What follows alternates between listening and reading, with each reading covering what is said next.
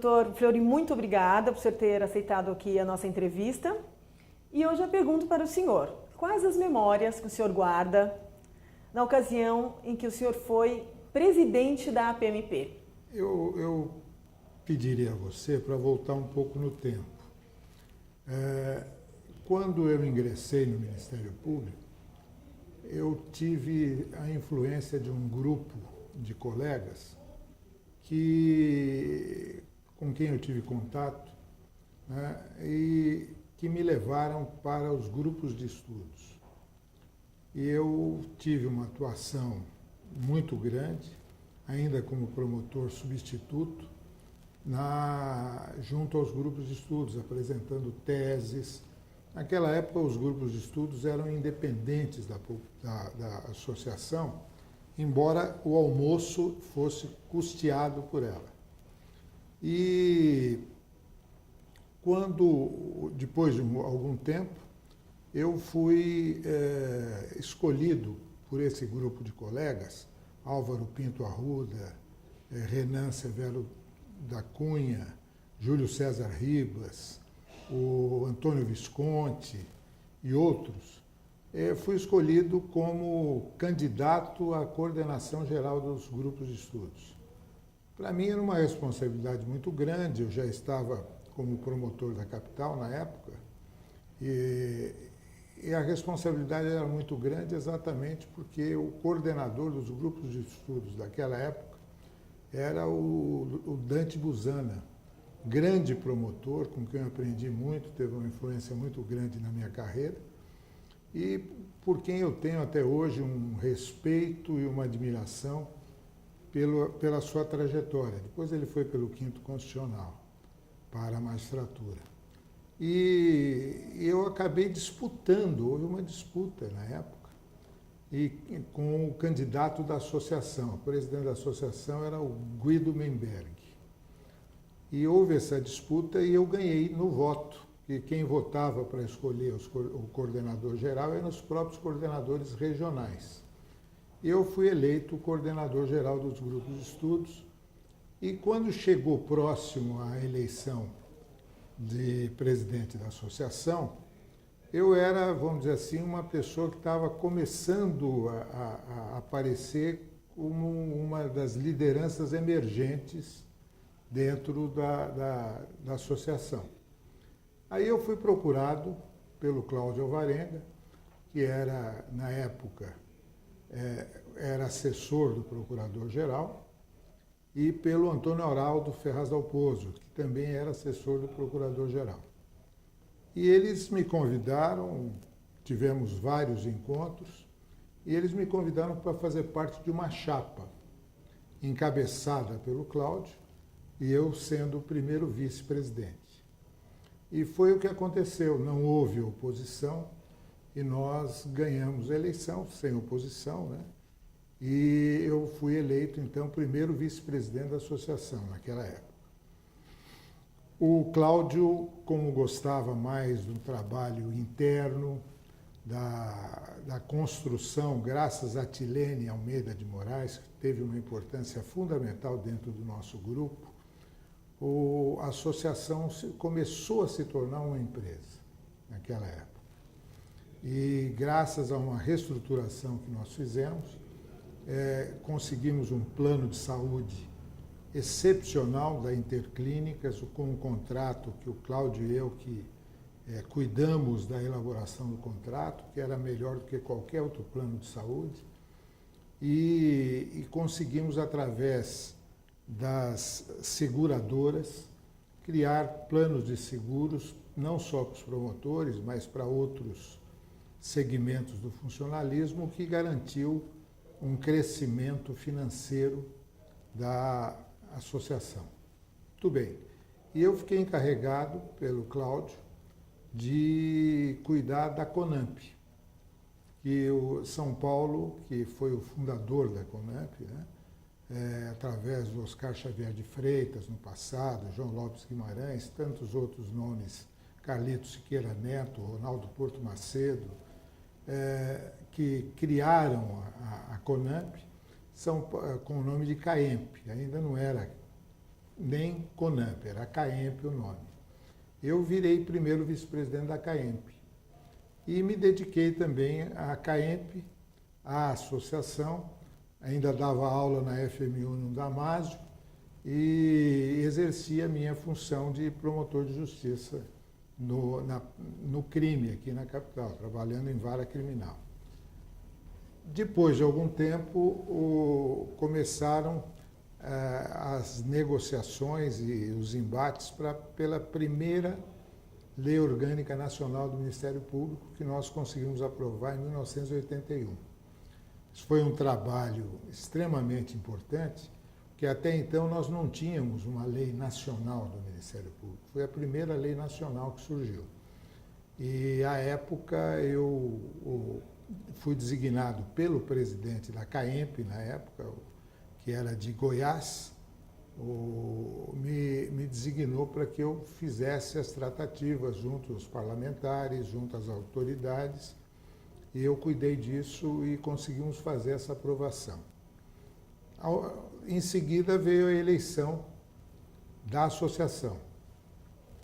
Aí tivemos uma oposição aguerrida, capitaneada e que tinha na sua presidência Joaquim Wolfgang Stein, um grande procurador de justiça. Para vocês terem uma ideia, ele tinha mais tempo de procurador de justiça do que eu de carreira. Mas até então era uma tradição da associação ser presidida por promotores e não por procuradores. E também o coordenador do grupo de estudos era sempre um promotor, para evitar uma confusão entre o Conselho Superior, as eleições para o Conselho, para evitar a confusão na lista tríplice. A associação tinha uma posição internamente que nós conseguimos definir com uma frase só. Quando houver conflito entre dois membros associados, a associação tem que se manter neutra. Então, nós nos mantínhamos neutros nas várias eleições e nas escolhas que eram feitas por toda a classe da instituição. Nós cuidávamos de uma parte institucional também, mas sem interferir, vamos dizer assim, na administração direta do Ministério Público em geral. E aí foi uma disputa que começou muito acirrada, mas nós conseguimos ganhar a eleição com 73% dos votos válidos. Aí eu fui eleito presidente e talvez o grande, se eu fosse destacar nos meus 2 mandatos à frente da associação, ou nos 2 mandatos que eu tive à frente da CONAMP, e também eu fui eleito 3 vezes para a CONAMP, e exerci 2 mandatos, depois eu fui para a Secretaria de Segurança, então eu fui reeleito, mas não pude exercer o mandato. Mas eu acho que o grande legado nosso foi exatamente o acreditar que iria haver uma Constituição nova no Brasil, que haveria uma Assembleia Nacional Constituinte. E a partir de 81 até 88, sem descuidar da associação, sem descuidar dos colegas, do apoio aos colegas da associação, nós começamos a construir as bases e construímos as bases da união do Ministério Público Nacional. Eu acumulava as 2 presidências, da CONAMP e da associação, e a partir daí nós começamos a construir uma unidade de pensamento do Ministério Público. Talvez esse tenha sido o maior legado que eu deixo para a instituição, porque quando eu fui eleito presidente da CONAMP, nós começamos a fazer um trabalho de viajar o Brasil inteiro para conhecer os colegas de Ministério Público e tentar criar uma doutrina única de Ministério Público. Só para você ter uma ideia, em Pernambuco, na época, o presidente da OAB era membro do Ministério Público na ativa. E não havia proibição de advogar, coisa que em São Paulo desde 1947 já era proibido. No Paraná, o procurador-geral recebeu o título de desembargador, chefe do Ministério Público. Na maioria dos estados, os promotores advogavam. E nós tínhamos o Ministério Público Federal, que era reduzido porque os seus membros, na verdade, exerciam a Advocacia Geral da União em conjunto. E esse foi um dos maiores problemas que nós enfrentamos, inclusive na Constituinte. Então, eu acredito que esse seja o maior legado, unificar a doutrina de Ministério Público. Nós viajamos por praticamente todos os estados da federação para criar essa doutrina. Para você ter uma ideia, eu fiz palestra no estado de Rondônia, quando da Constituição do estado de Rondônia estava sendo criada, e nós levamos um modelo de Ministério Público para Rondônia, que Rondônia se tornou o Ministério Público com a legislação mais avançada na época, porque nós já levamos o prato pronto, o modelo pronto. Tem várias histórias durante essa caminhada, né? Mas o mais importante é que, quando começou a Constituinte, o terreno já estava devidamente fertilizado e pronto para receber a legislação que o Ministério Público construiu na Constituição e que criou toda essa estrutura que nós temos hoje. Ao mesmo tempo, aqui em São Paulo, nós compramos a sede de campo, São Roque, porque, na época, graças a uma administração exemplar da Tilene, que era a nossa tesoureira, e ficava dando apoio e retaguarda para que nós fizéssemos o trabalho institucional, nós conseguimos avançar muito em matéria de economia da associação. E foi uma época de inflação galopante e precisávamos comprar um imóvel e compramos a sede campestre que está lá até hoje, prestando bons serviços para a classe. Nós sabíamos que não era o ideal, mas nós levamos 2 anos procurando algo que satisfizesse a classe aqui em São Paulo, em qualquer lugar mais próximo, e acabamos nos definindo pela sede campestre. Aqui também houve uma modernização total da associação. A associação começou a se tornar a empresa que hoje ela é, né? Abrindo cada vez mais o espaço de apoio ao promotor. E uma coisa que nós fomos intransigentes foi na defesa das prerrogativas do membro do Ministério Público no exercício de suas funções. Nós criamos, naquela época, o desagravo público ao promotor, que não existia. Foi criado na nossa gestão e fizemos os desagravos necessários sempre que isso foi objeto de apreciação pela diretoria e principalmente quando o colega nosso precisava do auxílio. Não tínhamos ainda todas essas garantias que tivemos depois de 88, então era fundamental a atuação da associação nessa construção, vamos dizer assim. Houve uma série eu diria, uma série de fatos que se sucederam, né? Mas eu confesso a você que o objetivo maior nós conseguimos, que foi exatamente essa unificação de doutrina do Ministério Público. E também partiu dessa diretoria e, em conjunto e com o apoio da presidência da CONAMP, que era eu, né?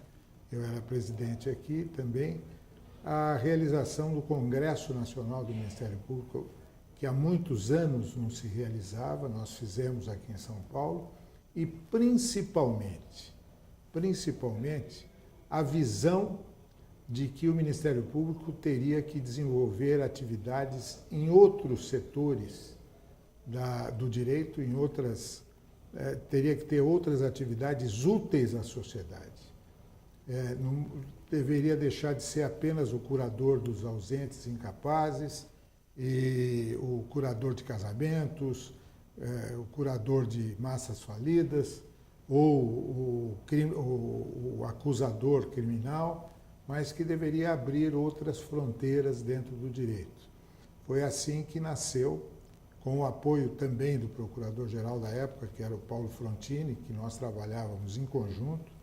Foi aí que nasceram uma série de iniciativas, como, por exemplo, o Ministério Público atuando no meio ambiente, o Ministério Público atuando na defesa do consumidor, né? E nós fizemos de tal maneira que alguns diretores da associação, Filomeno chegou a ser meu vice-presidente, e nós dissemos a ele, você vai ser o precursor da defesa do consumidor, que nós precisamos trazer isso para o Ministério Público, porque na época estava se falando muito do ombudsman, que teria que vir de fora,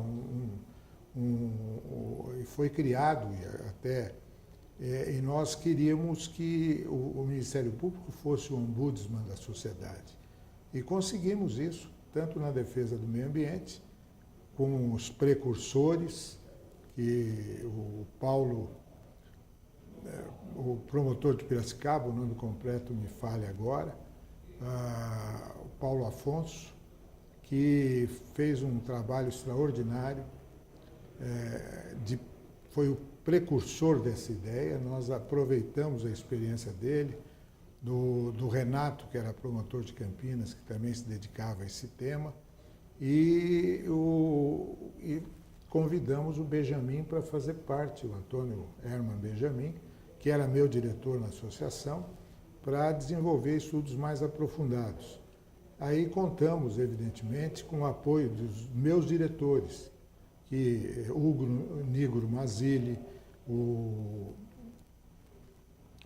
vários outros, o próprio Antônio Araldo Alpozo, o Antônio Augusto Melo de Camargo Ferraz, que se dedicaram a abrir essas novas trilhas de conhecimento para o Ministério Público. Por quê? Porque, na nossa convicção, isso se mostrou extremamente adequado, o Ministério Público teria que ser uma ferramenta extremamente útil para a sociedade, principalmente protegendo os menos favorecidos. E nós fazíamos um trabalho de atendimento ao público no interior.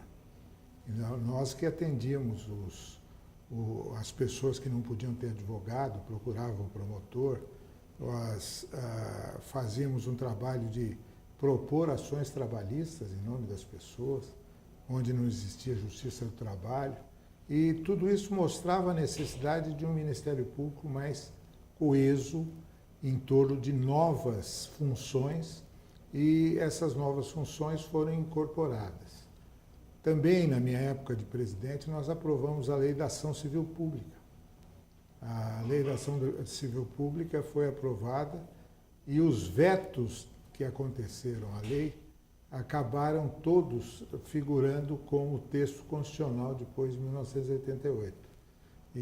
Então, foi um trabalho contínuo, eu diria, de aperfeiçoamento institucional, tá?